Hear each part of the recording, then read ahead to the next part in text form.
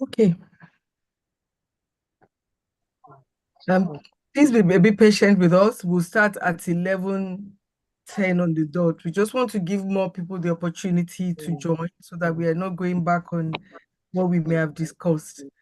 But we just want to thank those that have joined already. Appreciate you. So the numbers is coming up. Thank you for those that have joined, for reminding family and friends.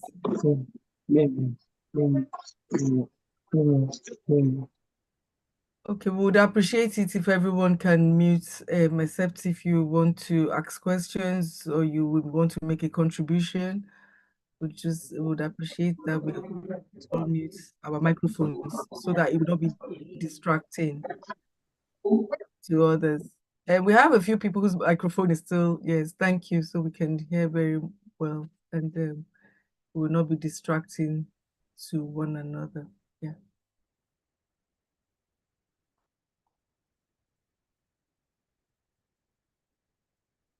Okay. We're going to give it a start in a minute at 11:10. Give it a start and yeah, we'll run through things. As we said, we have over nearly 70 people that have registered online, and so we just want to give them the opportunity to join and not to miss out on anything.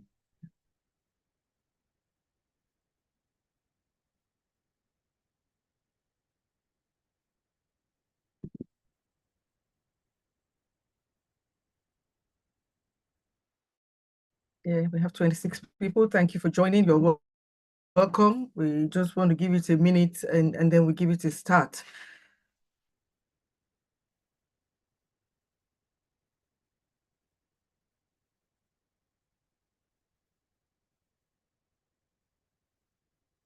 Okay, thank you all. The program is officially now opened and we have started. Thank you all for joining. This is another session of the Proven Pathway to Settling in the UK series. And you are welcome, which actually is just about empowering our people. Before I pass it on to the next person, I think my role at this moment is just to welcome everybody and to make sure that we're comfortable. And to also ask about our welfare. We know that, currently in the last couple of weeks, there's been issues bordering on our security and on our being here in the UK.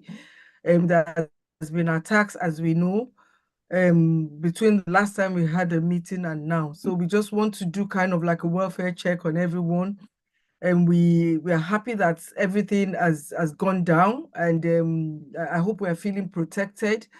And we just want to assure anyone that is here that has been affected or disturbed or just need more information about that issue that passed a couple of weeks back, in which there were racial attacks and all sorts of attacks, that if you still have any concern, please get in touch with us and we'll be able to direct you, to the right support that may be appropriate for you. So once again, before I hand over, we welcome everyone. My name is Bumiyere, and I'm here representing Gaps and Bridges. Thank you again, and you're welcome. Femi, I hand over to you if that's okay, if you're ready. Yeah.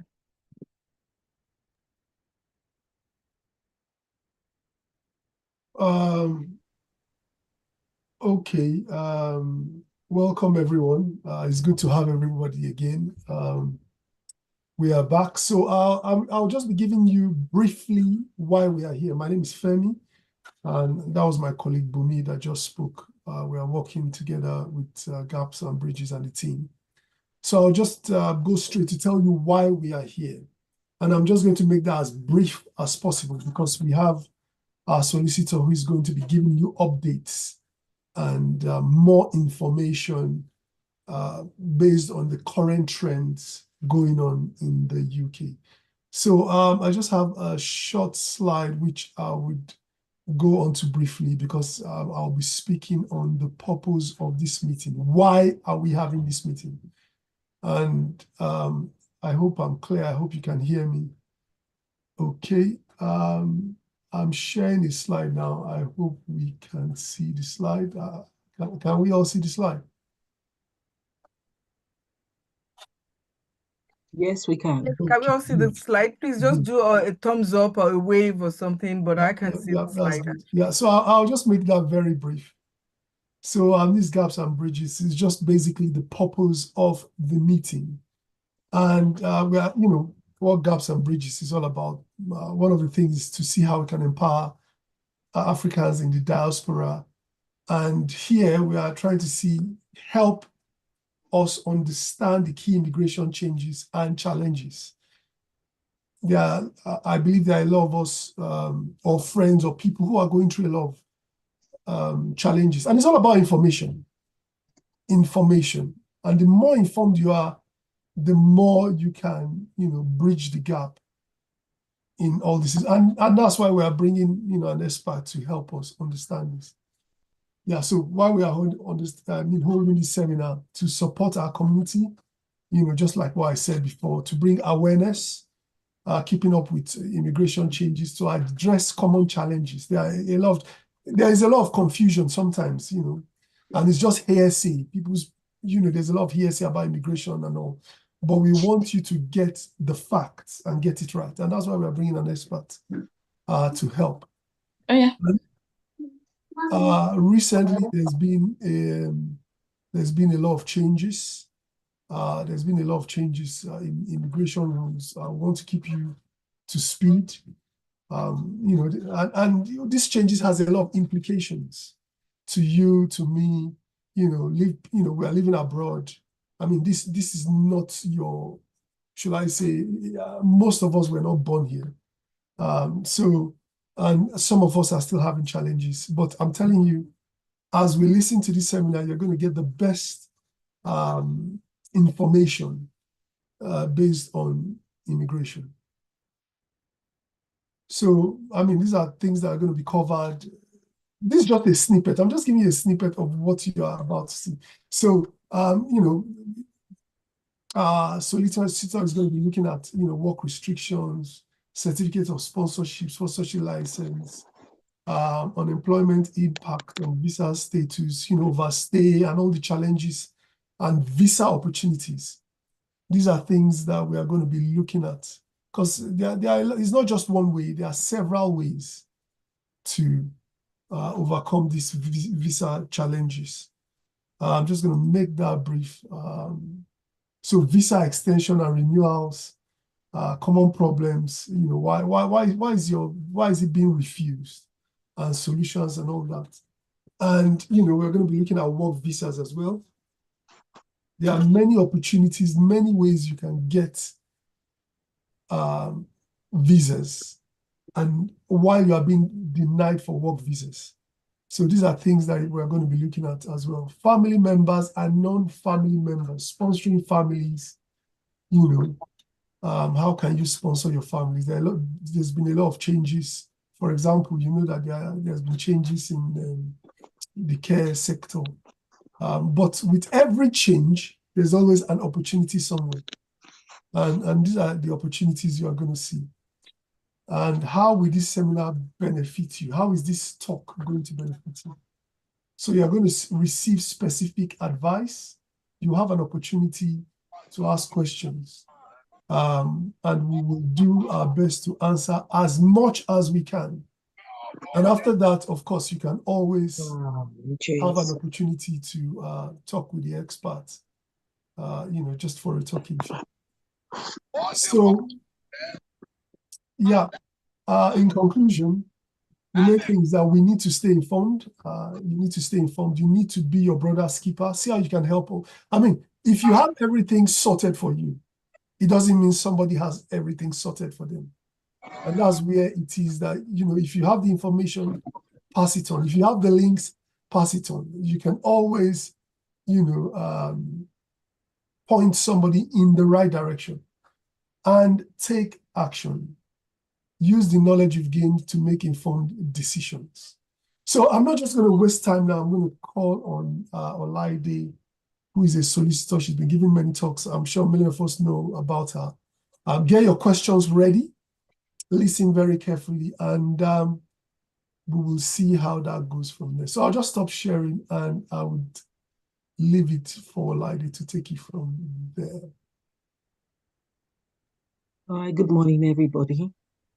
My name is Laide Awogbile.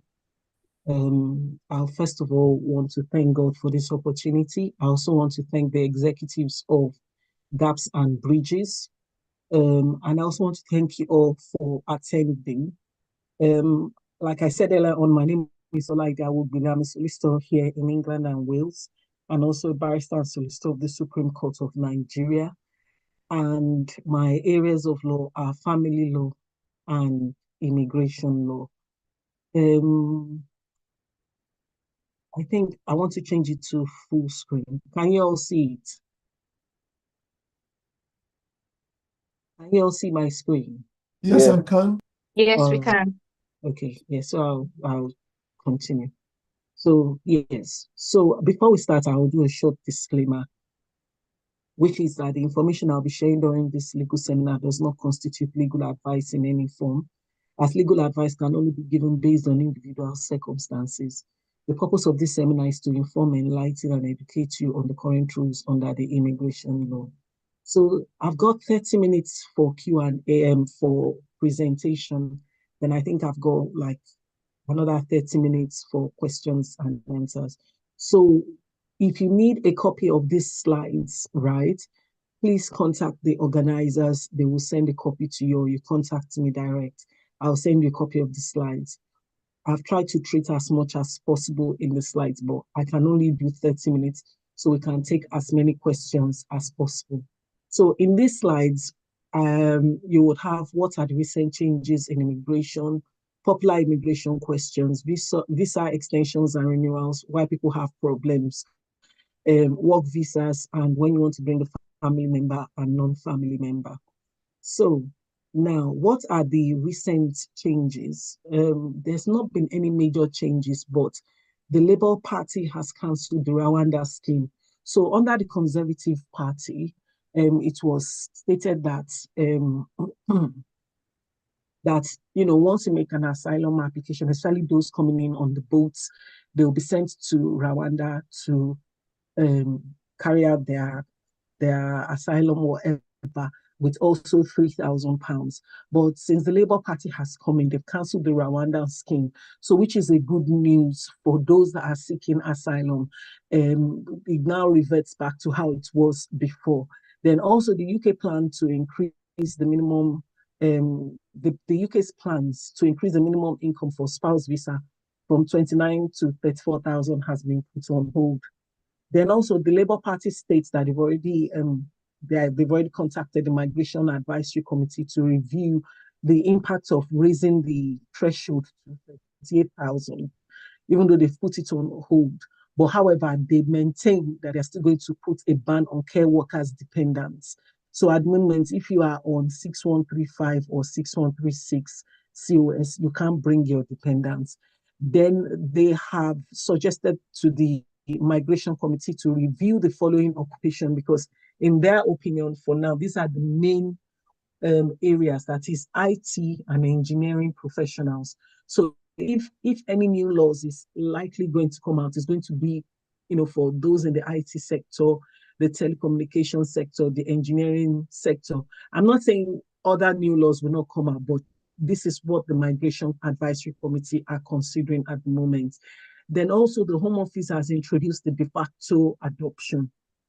So because Nigeria is one of the listed countries that is banned from bringing, that they do not recognize the adoption from Nigeria, and it has caused a lot of issues. So in June, the Home Office made a publication and they talked about de facto adoption. That is, if you want to adopt from a country that is on the banned list like Nigeria, you must, before making the application for the child, you must show that you have lived with that adopted child 18 months before you make the visa application, and you must have cared for the child for at least 12.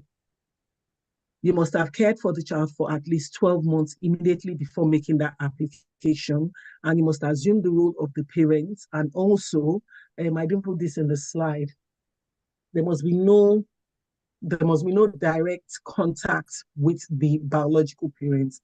So please, could I just say, some people are sending me text messages. I will answer. I'm going to switch off my phone now. I will answer all questions during the Q&A, but I can't take any questions over the phone now, so I've switched off my phone. Please, sorry, Ms. Awogbile, please, just to encourage us to put our questions on the chat box. If you're on this program and you need to ask Ms. Awogbile, on this program as of today, she can only respond to questions on this platform. She can respond to questions, and usually after the program, her charges, comes in if you are, probably. So you can ask your questions on this program on the platform, and that's the opportunity of having her here. As she has said, she can share the slides, but I'm not too sure how much questions she can respond to outside this platform. So you can put your questions on the chat box. Thank you. Yeah. Thank you, Ma. So yes, so any question you ask during this seminar will be free. You won't need to pay for it. But once we finish this session, I charge for my consultation. So, but I'll try and cover as much questions as possible. So which leads to the next one, popular immigration questions. So my employer sponsors license has been revoked. What should I do? The first thing you need to do is to decide whether you want to stay or you want to leave. You could discuss with your employer, because most people, once they revoke their sponsor's license, they just accept that, okay, it's been revoked. You could always appeal the revocation. You could discuss with your employers that they could consider appealing the revocation, or the Home Office to reconsider their position. Now, if the Home Office maintains that they're revoking the sponsor's license, unfortunately, you will need to either get another job that will give you a COS, or you switch to a family visa. Now, if you have bought COS, depending on the circumstances of the case, you may be able to get your money back. So, for example, if you have like an agency kind of agreement, you've paid the money that you used to buy the COS into the company's account, you may be able to get that money back. But it all depends on the circumstance of the case. However, I need to stress that it is illegal to buy COS, but I'm aware that some people have paid for COS. So if that is the situation, you may be able to get your money back. But if you paid your employers by cash, or you paid your cousin, then it was your cousin that transferred the money to your employers, you will not be able to do anything, because the money was paid to your cousin, not to the company directly. Sorry about this. I have a post. Benny, go and answer the door. Sorry about that. So, yes, so that is, I just need to clarify that. Next popular question. You failed some of your courses and your school has refused to issue another CAS number for your student visa extension. What should you do? Now, let me explain, because this is a dicey situation. Some people, I'm sure you've heard of stories that some people, when they failed, their school still granted them CAS number to rewrite their course. Now, what happens is that every school has a number of CAS allocation each year. So, for example, I came in 2005. When I came in 2005, there was nothing like CAS. In fact, I extended my student visa, I think, is it not like 2 or 3 times. When I got pregnant, right, and I couldn't finish my dissertation, I applied for student visa extension, and all I had to do was just to get a letter from my school department. It was even the secretary that typed it, and I uploaded it, and I extended my visa. When I had my baby, when I was about to start my second course, I extended it again. But things have changed, because they're trying to control the amount of people coming in. So what the Home Office has done is that they now give each school an allocation of the number of international students they can bring in. So the way most English people work is that they work by budget. The reason why I'm saying this, I want to lay a foundation so you understand some things. So each school has their own budget. So maybe the Home Office gives them 100 CAS numbers, and they expect that out of the 100 CAS numbers, they're expecting maybe £100 at the rate of £1 for each student for their school fees. Now, once the Home Office has given them that £100 allocation, they will have a budget. The budget could be £20 for teachers' school fees, £20 for stationaries, £20 for rent, £20 for maybe some other things, then £20 as profit. Now, if they are unable to get 100 international students, and say for that academic year, they were able to get 80 international students, if you fail your course, right, there is extra 20 CAS numbers that is available that they can give you to rewrite your course. But where in the instance that the school has been able to fill that 100 CAS allocation, unfortunately, if you fail your course, the school will not be able to give you a CAS number to be able to rewrite your course. Now, this is privileged information. Where can you find this kind of information? I always recommend that you speak to your HOD, you speak to your course director, because they'll be able to find out from the school whether you'll be able to get a CAS number to extend your student visa to rewrite your course. However, if you have gone through all of that route and the school is like, they don't have any CAS number to give you, sorry, let me just clarify, because some people have come to us, they say, I want to sue my school. My school is saying that I have to go back to Nigeria. I have to go back to Nigeria to go and write the course. I feel they are being racist. There are some things that is clearly not racism. In this kind of instance, it is not racism. That's why I took my time to explain what has happened. So that's why it is very important that you make sure you pass your course. So if there is extra CAS number available, through your HOD or your course director, they may be able to issue you a CAS to rewrite your course that you failed.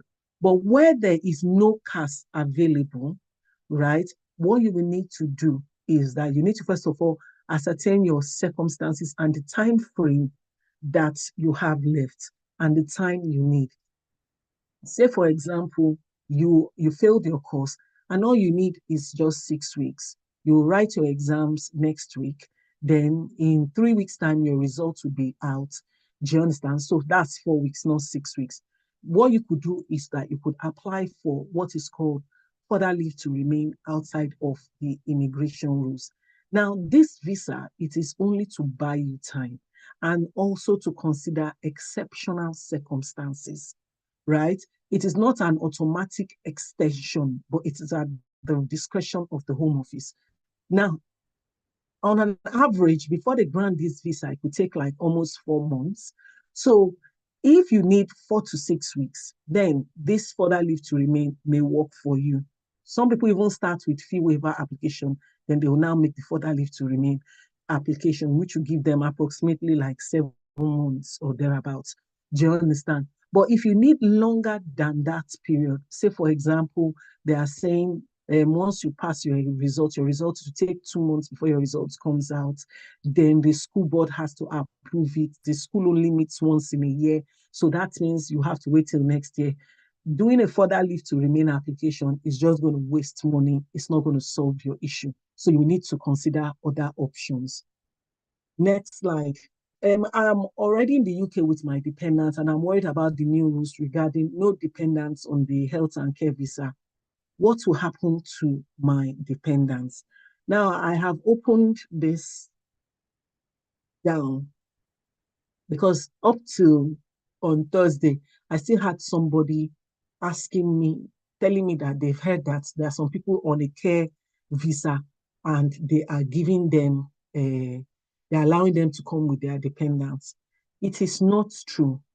I almost said the Bible. The Home Office rules have stated that if you're on 6135 and 6136, you are not allowed to bring your dependents. It's clearly stated on the Home Office website. You can see it is clearly stated here that if you are on 615, that is you're on the care workers visa or the senior care workers visa, you cannot bring dependents. So the reason why I'm showing you this is that any visa in the UK, except for if you have job code 6135, 6136, you can bring your dependents and obviously master students. Now, those people that are doing care work, that they've been able to bring their dependents or been able to apply for their dependents, it is either they've had that care visa before March 11, or when they were buying their COS or launching their COS, their employers used any of these codes other than 6135 and 6136. Are you guys following me? Can you all hear me? Yes. Yes, Can hear yes. you, we're following. So for those, it is, like I said before, it is wrong to buy COS. It is illegal to buy COS. But if you have somebody that wants to help you, or you are buying the COS, if you have dependents, you must insist that they must not use 6135 or 6136. There are general codes here that you can use and you'll be able to bring your dependents. For example, 6131, nursing auxiliaries and assistants. 3219, health associate professionals not elsewhere classified. Medical, those ones have certification. 2259, other health professionals not elsewhere classified.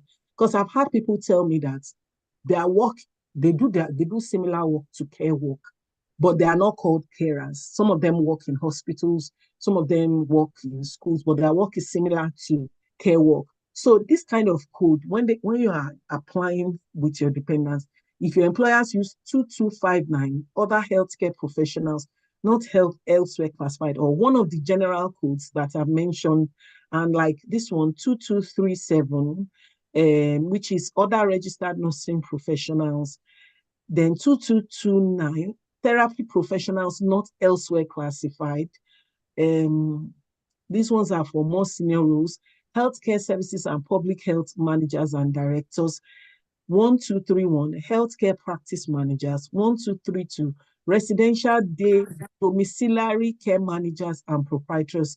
These are all general codes. If your employers use those general codes, right, you will be able to come with your dependents, or you'll be able to switch into these categories with your dependents. But if your employers use 6135 or 6136, you cannot switch with your dependents. So when you hear people that have said, oh, they do care work, and some of them have run still behind and they've not told you, or especially those that pay for COS, their employers have used one of those general codes. I hope I've made myself clear. So Yes. let's continue. Now, I don't know how to do this thing. Let me just try. But okay, I'll just go quickly to, we all learn every day. So that's just a summary, and I've said it in the slides. If you're on subcode 6135 and 6146, you can't bring your dependent. For any job code under the health and care visa, you can bring your dependents. Now, another popular question, I've got 5 minutes. I heard you could apply for visa extension 14 days after the visa has expired. Is this true? Yes and no. And I want to beg you in the name of God or whatever you cherish, never ever wait till your visa has expired and say you want to rely on the 14-day visa rule to apply. Yes, it is true that the Home Office, there's allocation for 14 days that you can still apply for a visa within 14 days after your visa has expired. But the Home Office says it is only for exceptional circumstances. And the Citizens Advice Rule went on further to cite those examples on their website. For example, you are hospitalized and there's nobody else that can make that application for you. So it is in your best interest to always apply before your visa expires. Don't always say, but after I can still apply 14 days after my visa has expired. It is always very difficult. Most times it is a refusal, even though you are justified. If you are waiting for your COS to be out, maybe they've made an application, put in an application before your visa expires. Don't wait for these 14 days, all right? So what other visa can I switch with my dependents? I've answered that you can switch to any visa except for health and care visa, subcode 6135, 6136, and a student master's. I'm unable to pay the balance of my school fees and the school is threatening to report you to the Home Office and have your visa curtailed. What should you do? Now, the first thing I recommend you should do is that you should be humble and appeal to the compassionate side of the school. It is not the time for you to come to we lawyers and start saying you want to sue your school, you want us to write them. I'm happy to write your school, but you will sign a disclaimer that you have acted contrary to legal advice. Because before you came to the UK, the conditions of your visa is that you were coming to study, you could pay the school fees. That's why there's a finance requirement. So you met the finance requirement. If you were unable to meet the finance requirement, they wouldn't have given you a student visa. And remember that I talked extensively about schools having budgets. Now, you now saying you cannot pay that money, you're going to ruin their budget, meaning they are going to incur a loss. So that's why some of those schools, they could be very, very terrible. And before you say, Jack, they report you to the Home Office. So what you could do is just appeal to the compassionate side of your school. The best people to speak to is always your HOD, course director, or your student union, or your international student office. Especially the international student office, they are very compassionate, and your health and your course director, especially if your course director likes you, they can make a case for you. Then you can offer to pay by installments. Now, some people have come to me, they've said, oh, ma, I have offered to pay by installment and my school has refused. Now, when you want to offer to pay by installments, what you need to do is that you need to have money you first of all pay first. You understand? To start the installment. So say, for example, you are owing your school fees and you're owing £8,000. Rather than going to school and start begging them, like, in Nigeria, we accept begging and we are very understanding. But even though Oyinbo may be compassionate, what they will be looking at is that the right thing to do. That's what they'll be. And that's why it looks like some of them, they act like computer. You are explaining to them, they keep repeating the same thing, because what they want to do is the right thing, not based on their feelings. So if you tell your school that, okay, I know I'm owing £8,000, but I have £500 to start the installment, and I will pay 1,000 every month, and you pay the 500 to start the installment, most likely there's a 95% that the school will accept your payment by installment. But if you are going to your school and you are telling your school that you're unable to pay your school fees, £8,000, and what will happen is that, let me check my shift, where at the end of the month, depending on what you earn, that is what the school will just be like, this person is a joke, and they don't have anything concrete they can fall on. Then another thing is that you could discuss the option of deferring your admission. In life, sometimes things happen that we do not plan for, or circumstances beyond our control. So it might be a good option for you to defer your admission. For example, I've seen two scenarios where one of the students that my clients that came, one of the parents died and the person could not pay the school fees. There was the other one, mom lost her job and couldn't pay the balance of the school fees. So if that is the case and the money that is left is not a lot, what you could do is that you could speak to your school and tell them that this is the situation you have found yourself, right? Is it possible that you could defer your admission to the following year? Do you understand? Then you will have enough time to raise the money, then come back and make that and do the course. So that's another option. Now, you've worked more than 20 hours during school term. Will the Home Office find out? I will answer 7 and 8 together. Yes, the Home Office will find out through your NI number. Now, but however, some people have been able to get away with it. It all depends on your salary. Do you want me to stop? Oh, okay. Because I know it's already 30 minutes now. Femi, do you want me to stop? Auntie Bumi, do you want me to stop or I continue? I think maybe I think we can continue. I think we can consider. Femi, what do you think? I think we can consider maybe a few more minutes. Yeah. Okay. Okay. All right. So when you want me to stop, just let me know. Or once I finish these questions, then we start. So if you have worked more than 20 hours, the Home Office will find out through your NI number. So what I understand is that they give the Home Office staff a salary guide. So say they may say for an average person on a student visa, the person should earn between £1 to £10 per annum. So if your NI is reading £50 per annum, right? The Home Office, even though your employers tell them that you only did 20 hours during school term, the Home Office will know that you and your employers, you are lying. All right. And some people have told me that, oh, my employers gave them, that their employers gave them cash. So, and they told them that the Home Office will not find out. The Home Office will find out even though they pay you cash, right? They will find out even though they pay you cash because they have to account for that money. The only cash at hand work that the Home Office will not find out is if whoever that is paying you cash does not have your NI details, or you are running a business in the corner of your home.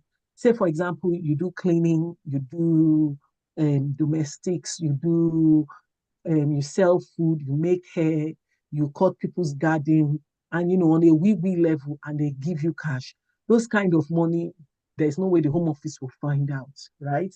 But if your employer has your NI details, right, and they tell you, oh, okay, Manchester United is playing tonight, we need extra people, don't worry, we'll just pay you cash. It is a lie because they have to account for that money. So that's one way a lot of people are falling into trouble. So, and if you have worked more than 20 hours, I always tell people that just stop. Because if it is really true that they give them a salary guide, like what we are hearing, do you understand? You will still be within that salary guide. Do you understand? So, which goes to the next question. My dependents are secured COS. Can I switch to become her dependent? Yes, you can switch. It is only students that there's an exception. You must have completed your course or graduated before you can switch. So what are your rights as an overstayer? An overstayer is an illegal immigrant. An illegal immigrant is your visa has expired and you have refused to go. You are an overstayer. So you can still send children to school till they're age 16. You can use emergency services. You can get essential basic health care and all of that. But however, from what I understand, there some of them ask for payments now. All right. Okay, so then I think this is the last question. My biometric residence is expiring soon. What should I do? Well, what you need to do is to wait. Once it's getting to November and you've not heard from the Home Office, I think you can contact the Home Office because the Home Office is changing to digital visas. So do you want me to stop or I move to this next session?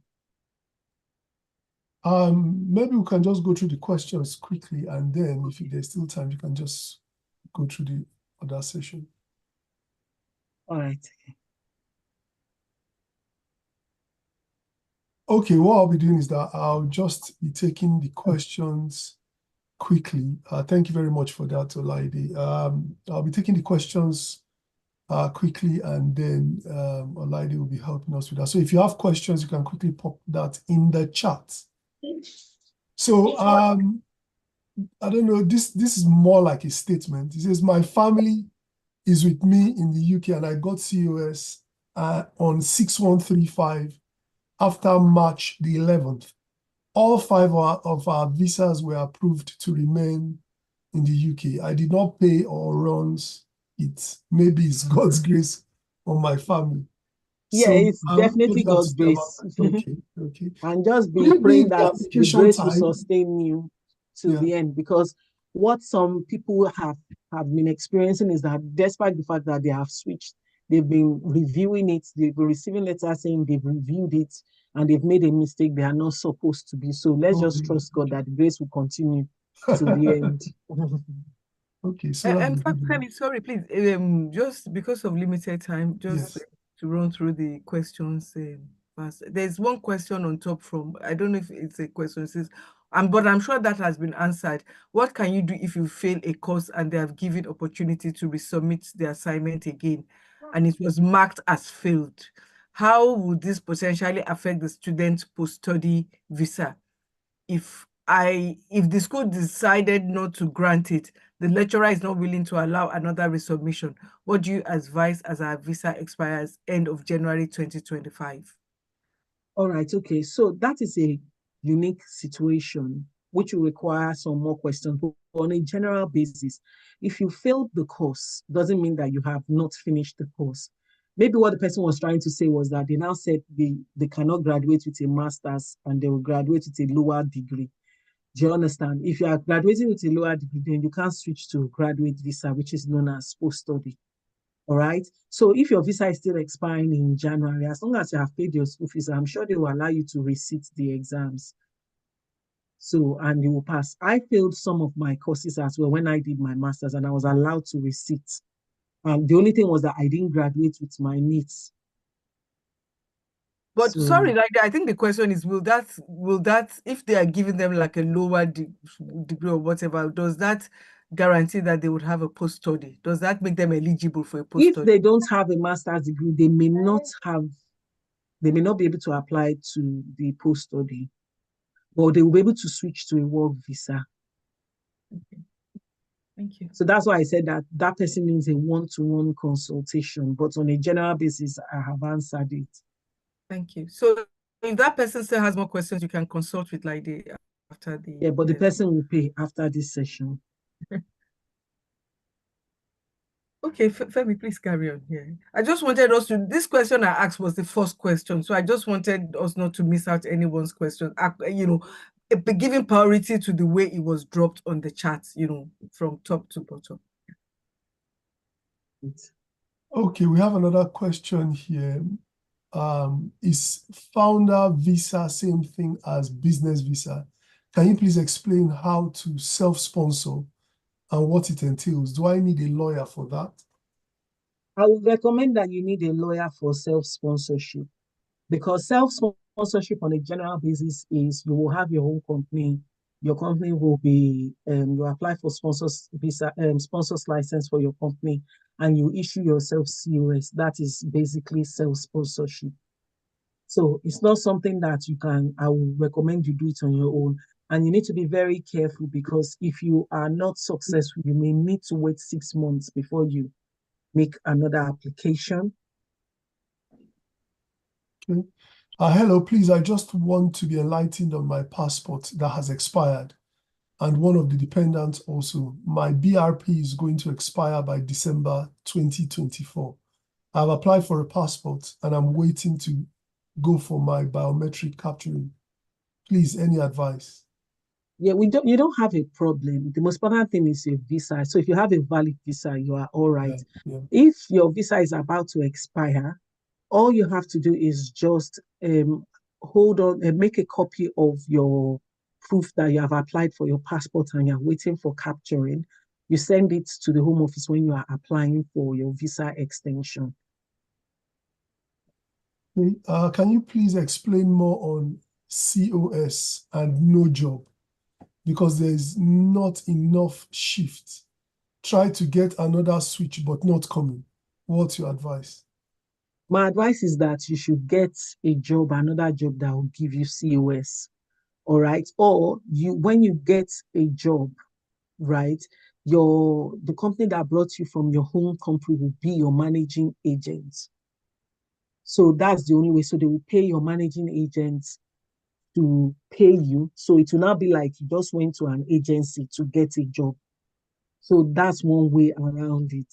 But some people have said also, they've said, because their COS is tied to their employer, they are not able to get another job. But like I said, if you are working for your employer that your COS is tied to, and you're having like an agency arrangement with them, it is very possible. Okay. This one says, what is there? I think it's Bola Daily. What is there for a child born in the UK and what's the advantages? Anyway, let me just pop in here. We're going to be having our next event is going to be really basically on educating parents on opportunities for their school, student, opportunities in the UK, how the school system works. So that's part of what we'll be talking about. But yeah, the question here is, what is there for a child born in the UK and what's the advantages? I don't know if this is part of the seminar, but that's a question. Yeah, so if a child is born in the UK, the child takes up the nationality of the parents. However, if the child has lived in the UK for 7 years, under the 7-year rule, the child can become a British citizen. So, or alternatively, if you don't want your child to be an illegal immigrant, whatever visa you're applying for, you just include your child in the application. Okay, quick follow-up question. So that's just me asking now. So if the child, after the 7-year rule, becomes a citizen and the parent is yet to be a citizen, can the child file for the parent? Yes, the child cannot file for the parent. The parents can file on the basis of the child. So there is an application for mother of a British child, father of a British child under private life, or if your child is a British citizen. Okay. But So, once the child is 18, the child now needs to be able to show that the child is earning 29,000. Do you understand? Except, of course, the child still has not formed an independent life. Do you understand? And the parents are taking care of the child. so if somebody is illegal and they give birth to a child, they refuse to go back, and their child grows up, I mean, stays here for 7 years, it doesn't apply. It applies. So if the parents are illegal immigrants and they've had a child here and the child has lived for 7 years, so they will need to make an application under the 7 rules first for the child. So once the child has been granted, then the parents will now apply on the basis of the child. Okay. And there's a question here. I want to follow the 7-year child route, but my son came to the UK at the age of 9 months. Will the 7 years still count, or does it have to be when they are 8 years, or should that be 8 years minus the 9 months? I need clarification. So from 9 months, the child came in at 9 months. Okay. When will the So 7-year rule apply? all right. Okay. So now the 7-year, there are two aspects to that 7-year rule. A child born in the UK and a child not born in the UK. If the child was born in the UK, after 7 years, the child will become a British citizen. If the child was not born in the UK, right, after 7 years, the child will be granted leave to remain in the country, which leads to the part of being a British citizen. So it is two different things. So whether the child arrived 7 months or 2 years, as long as the child has lived there for 7 years, the 7-year rule will apply to the child. Oh, that's great. So whether born or not, as long as, okay, that's fine. I've been in the UK for 2 years now, and I'm on sponsorship, but I would like to change. Will this affect my children's visa? It all depends on what you are switching to. So if you are switching to any other visa, like I said, it shouldn't affect you can switch with your children. But if you are switching to a student visa, a master's student visa, or you are switching to care worker 6135 or 6136, right? You will not be able to switch with your dependents. Okay. What's the implication of being bad on children and adults on DBS due to safeguarding? Well, it only affects the type of job that you can do. There are so many people that they've had that issue. All they have to do is just change their profession. It does not affect your immigration. The only criminal, whatever that affects your immigration is if you've been to prison for more than 12 months. So even if, God forbid, you have issues and you maybe like rape or drugs or something, and you eventually went to prison, as long as it's less than 12 months, it will not affect your ILR application. It may affect your British passport application. You will have ILR, but they may want you to wait for some time before you can apply for your British passport.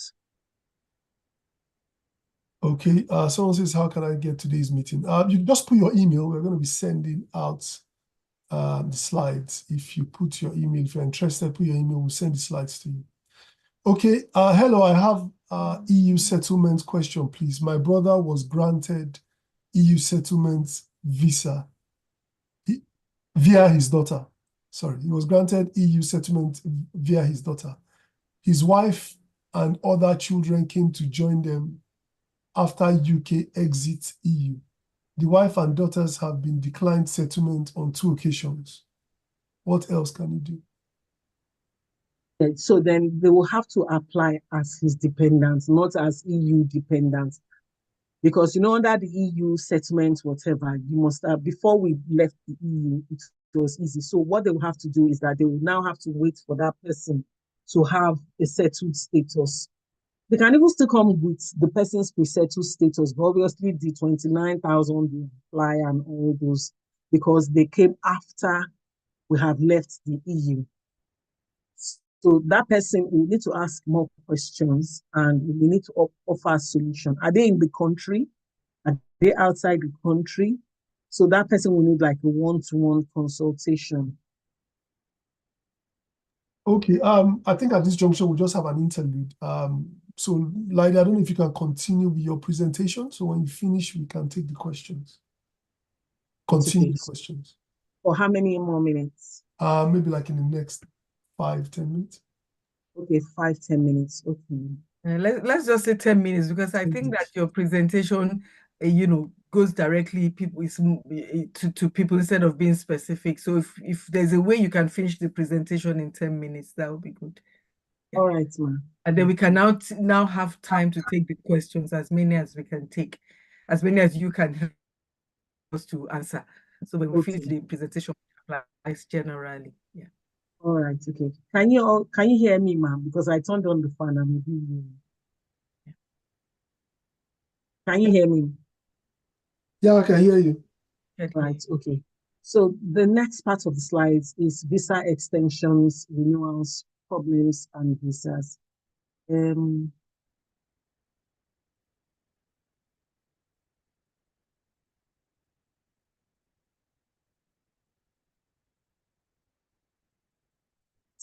So visa extensions, yeah. So why do a lot of people's visa extensions are being refused? And what problems do people encounter when they are applying for visa extensions and renewals? The first one is that not meeting the requirements of the visa. Say, for example, you have finished your graduate course and you've gotten a job, your graduate visa, which is known as post-study, and you are yet to find a job that would give you COS. Do you understand? That is not meeting the requirements of the visa. What you need to do is to obtain legal advice and explore other options. All right. So you just taking a step of faith. There's nothing wrong in taking a step of faith, but you also need to make sure that you meet all the requirements of the visa you want to switch into. Then using fake or misleading information, for example, fake bank accounts and building accounts, that is also a popular problem. In Nigeria, it is all right. People do it. They will say, okay, I want to apply for visa. My brother's account, my brother works in a bank. He will help me add my name to 180 million. But the problem with it is that if the Home Office can prove that the bank account is not genuine or it is not yours, unfortunately, it could attract a 10-year. Then using fake COS. So far, I have only seen one case with that, where the person had a 10-year ban. The Home Office said the COS provided was not genuine, and the person they have information to believe that person was intentionally trying to mislead the Home Office. So if you don't have COS, don't go and fake the COS. And if you are not sure if the COS is genuine, just take a step of it and just don't do anything. Just look for something else. Then working more than 20 hours during school term, I've talked about that. Late preparation for visa application and renewals. Now, which is another popular issue people have. People come to us 1 or 2 weeks before their visa expires and expect us to perform a miracle. The only person that I know that can perform miracle is God and Jesus and the Holy Spirit and whoever other people believe in. Do you understand? I can't perform a miracle. The only thing is that I can only try and help you manage the situation. My advice is that if you need to apply for any visa, start preparing at least 6 months before the visa expires and always over prepare. Now, if, for example, you don't know whether you're going to stay or you're going to go back, because that also happened to me when I was coming to UK for my master's. Then I was still dating my ex-husband. Our plan was that we should just come for our master's and go back. Do you understand? Before I even finished my master's, I got a job with Access Bank. They used to do something then. I don't know whether they do it now. Every April, where companies will come and recruit. So I didn't know whether I wanted to stay or not. Do you understand? So if you are in that kind of situation, act like you want to stay. Prepare like you want to stay. So if opportunities come up, do you understand? Then at least you are prepared, then you'll be able to embrace the opportunity. Do you understand? For example, maybe you now eventually get a job, do you understand, that has potentials of giving you COS. Then at least you know that you are already on that path rather than leaving it to last minute. They're not seeking legal advice prior to applying for your visa. I know a lot of our people don't like to pay for consultation, but consultation will save you a lot of havoc. Do you understand? Because there are some things that are not correct that are on the internet. It was when I got to the UK that I realized that not every information on Google is correct. Some are wrong, some are even obsolete, some are not recent. Do you understand? And that's the essence of obtaining legal advice. And when you obtain legal advice, you will consider other options. Do you understand? You open your eyes to other options that you can consider. Maybe this is the thing you need to do to buy time, pending the time this thing will come out, or something like that. There are other options. And if you are willing to listen to legal advice, there are sometimes that may even have to go back, then come in to have like a better chance. So that's the essence of legal advice. They're not proving your position beyond reasonable doubts. I think I've talked more about that. Unemployment, but having a valid COS, second employment. Okay, so now this is a pandemic, which, to be honest, I just pray that God should just help a lot of people, because a lot of people came into the UK, they were promised jobs, some even sold their houses, sold their properties, only for them to get to the UK. The company that brought them in has not given them jobs. So they've been doing a lot of interesting things like they will pay the company in Nigeria, the company will pay them salary here, they will pay the company money, the company will pay their taxes, somebody else will be doing the job for them and things like that.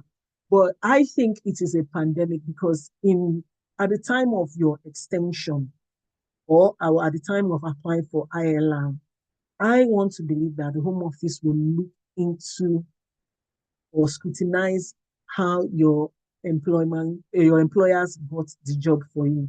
Because if they ask your employers for their bank statements and it's showing that they've not had any arrangement with any company, it is only one transfer from LEM5 that is coming in, and that money is going straight to tax, they will know something dodgy has happened. If you're in that kind of situation, my advice is that you should intensify your efforts in getting a job that has got sponsors license, or get a job, then let your company approach them as your agent. Then they will pay your company and your company will pay you a salary. Now, some people have come back to me and they've said they don't like that arrangement, but I think it is a better arrangement in the sense that, say, the company will be agreed to pay you £20 per hour. Then the people that brought you from Nigeria don't give you the £20 per hour, they give you £10 per hour, which is the minimum wage. The reason is because they will have to make profit. And I think it is better to have that kind of arrangement because there's track record which protects you and your employer than to have that arrangement of you send money to them in Nigeria, they send it to UK, or you send them money to pay your tax, right? Some people have also said that, okay, they pay tax twice because the company will take tax before paying the company, and the company too will take tax. It's better to have that arrangement than to have that other arrangement of you sending money to Nigeria or your home country and they are paying tax for you and all that. The lack of proper documentation, that is quite self-explanatory. They're not disclosing material information and intentionally misleading the Home Office. For example, criminal convictions, sometimes driving offenses. Some people say, I know some people, they did not declare their... Be like you, dress warmly. Okay, I've got one. So do you want me to stop? Should I round up this or I stop? Yeah, that's fine. You can round up and then we'll take the questions from you. Okay, so for example, the popular one amongst people inside the UK is driving offense. Some people will say they don't want to declare it. It is important to declare it because if you do not declare it, it could be consequential. I know some people have managed to get away with it without declaring it, but the risk outweighs the benefit. Another popular material information that our people don't disclose is this your first passport? People lie. Have you been refused in another country? People lie. Don't always say the truth. It pays you to say the truth. It is better to have a refusal than to have a 10-year ban. So, yeah, so I will stop.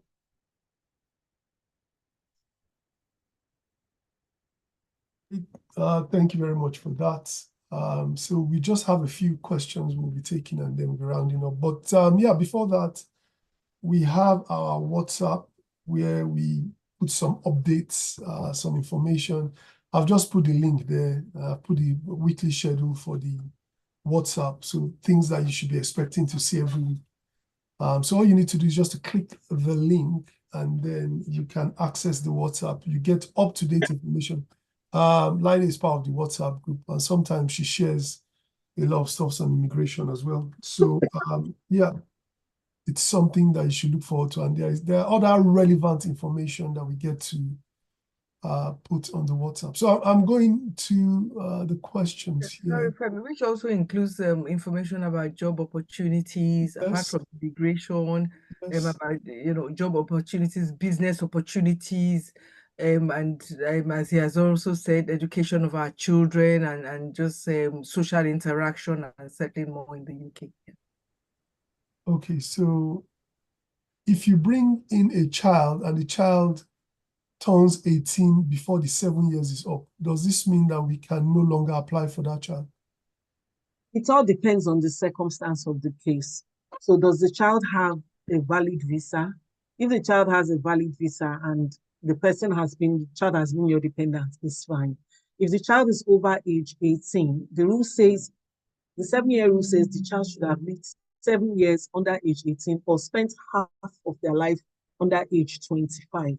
So those are the things that you need to look into. Okay, if at some point my child who was born in Nigeria was paid benefits and it was discovered it is public Sorry, come fund. again, I didn't get that. So if at some point my child who was born in Nigeria Yeah. was paid benefits and it was discovered it is public fund, and on realizing the money was paid back, will it affect my ILR application? I don't know.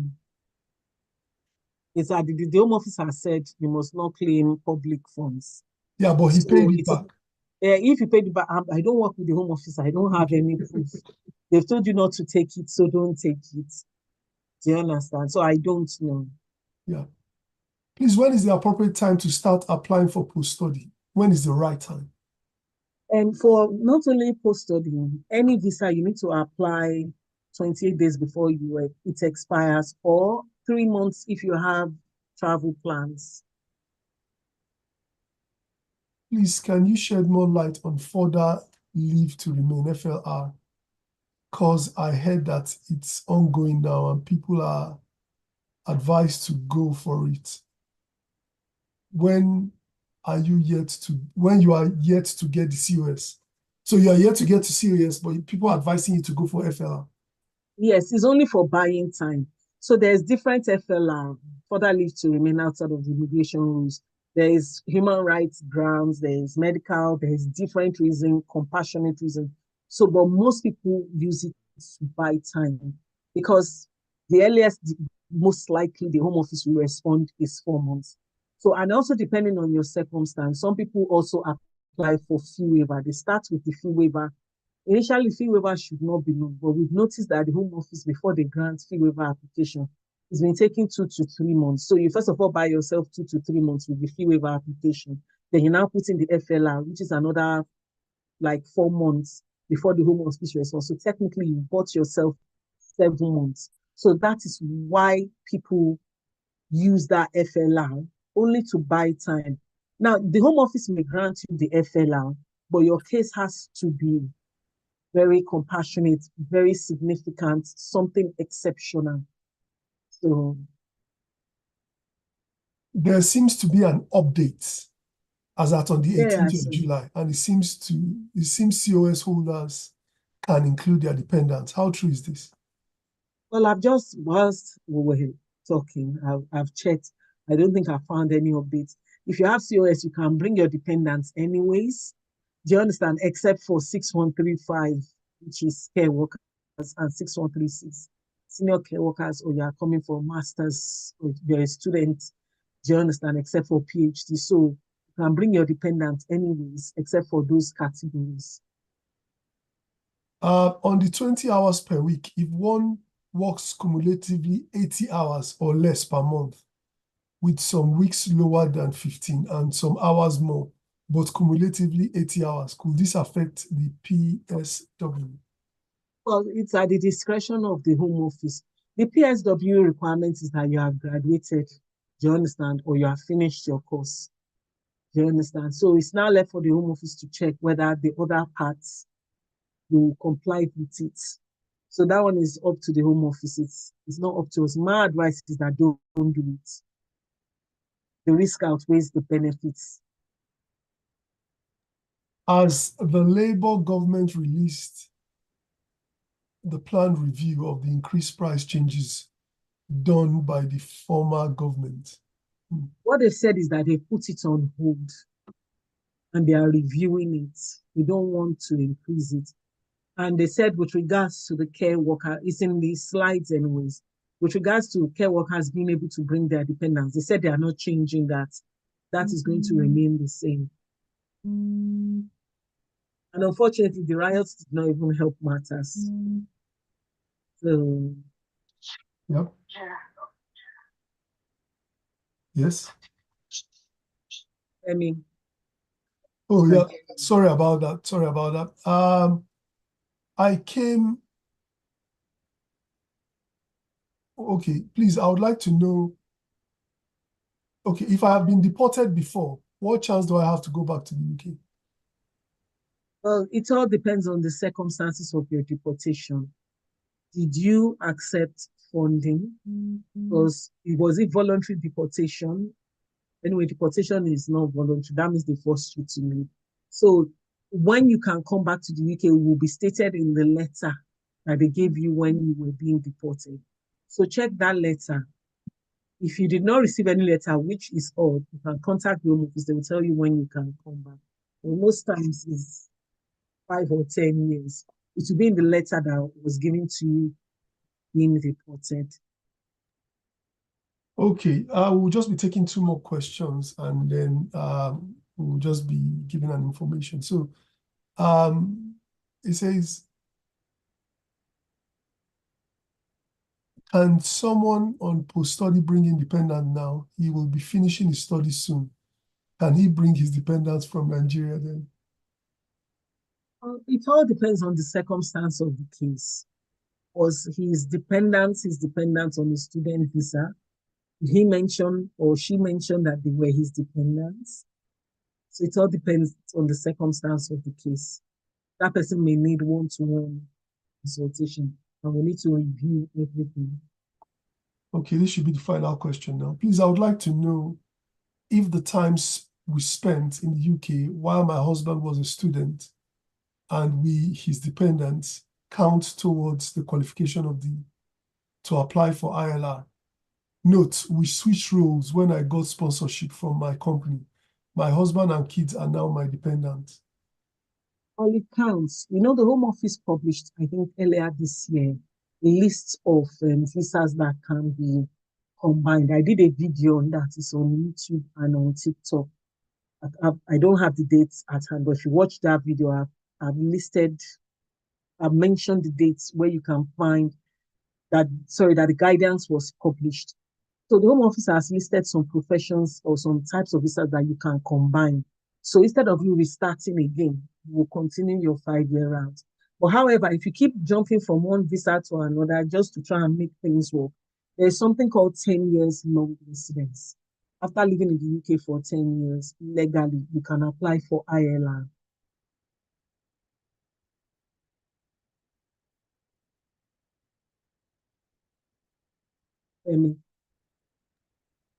Okay, I thought Bumi was coming up. Bumi, yeah, I'll leave you to round over. Thank you very much, Laide. I'll leave Bumi to carry on from here. Okay, yeah, thank you so very much, Laide. We really appreciate you. I mean, she's a member of the community, a solicitor, and she provides support to the community through forums like this, and she's always happy to respond, in forums like this.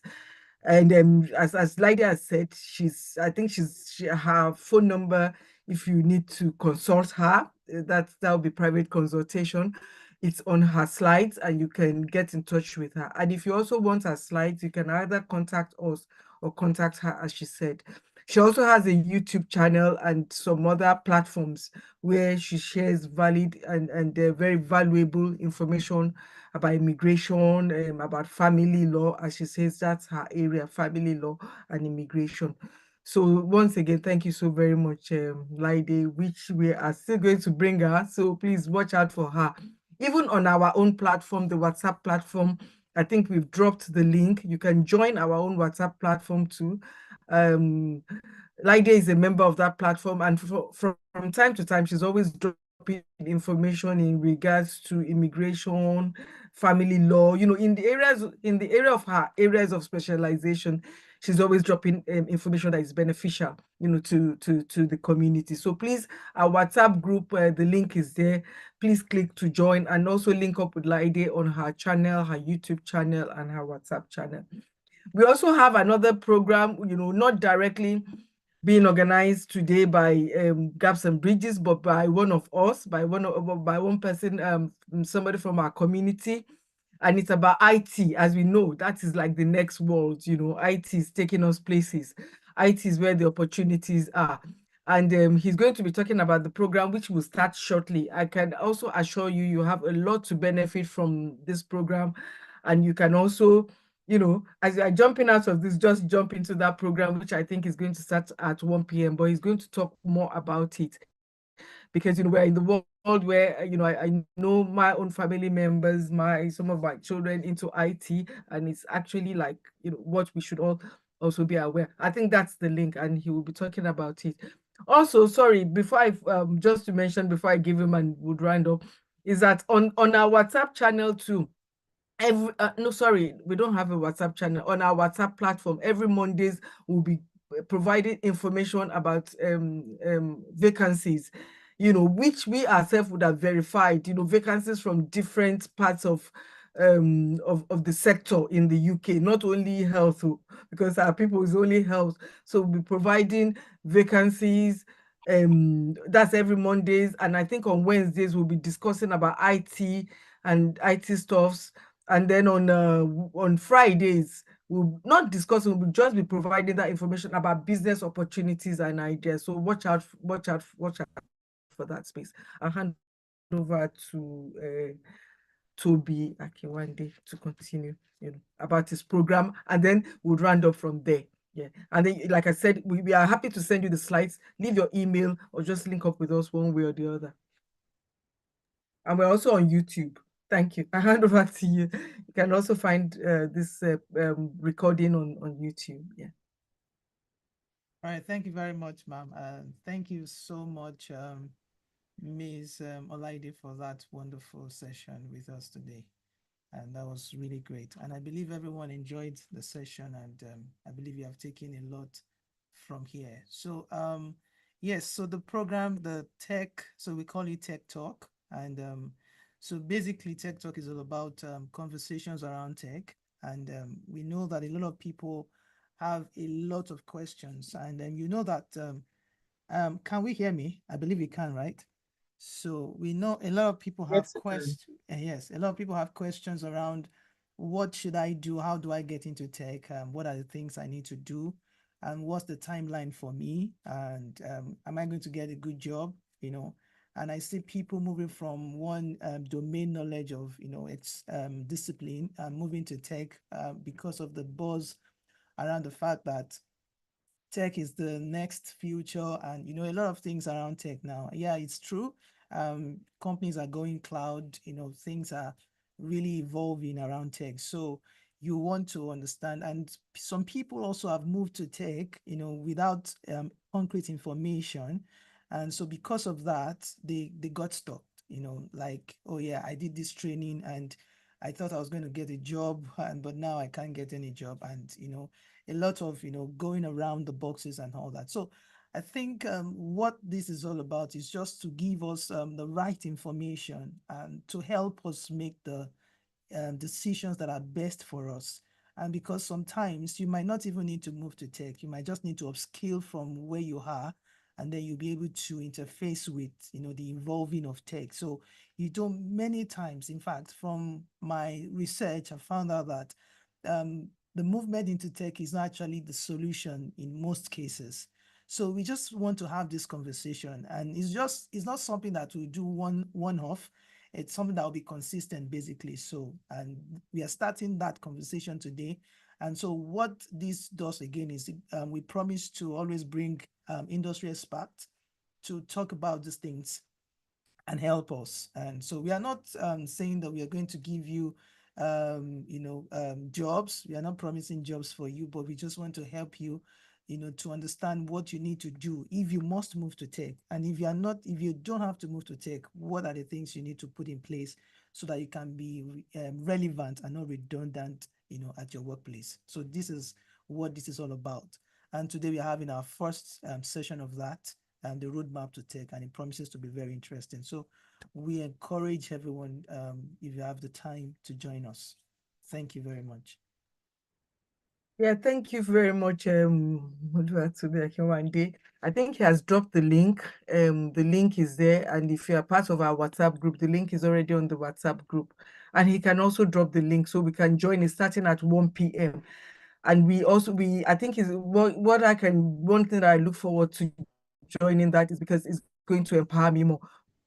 We know that we're in a global, technology world, and we just need to know what's happening. So we just want to thank everyone again for joining. I'll hand over to Femi to conclude this session, and then, like as we said, the session about the tech talk, which is what they have just introduced to you, is starting at 1 p.m. Please endeavor to join. What this platform is all about, even the Gaps and Bridges platform, is all about empowering people in diaspora, and this tech talk would certainly form a roadmap to empowering you. I'll hand over to Femi, who would conclude this session. And thank you all again for joining. Okay, thank you very much, guys. I want to say thank you to Laide. Thank you to everyone for coming. Thank you to the team. Also, quick reminder, don't forget our WhatsApp group. You get more information there. The link is there. All you need to do, click on the link and then join, and you get more informed. We have the Tech Talk coming. It's called the Roadmap to Tech. You want to get into IT, this is the place for you. So we have the link there. Get to know, these are people who have been in IT for a long time, developed a lot of IT training and interface on platforms. So get into the link and just get information about tech. Once again, I want to say thank you to everyone. Thanks for coming. And please, we will put more information on our WhatsApp about our next event, which has to do with the educational system and helping your kids helping you to understand the UK educational system, so you can position your kids very well to get the best out of the UK educational system. So yeah, I'll just we are rounding up here. Have a nice weekend. Thank you for coming. Bye-bye.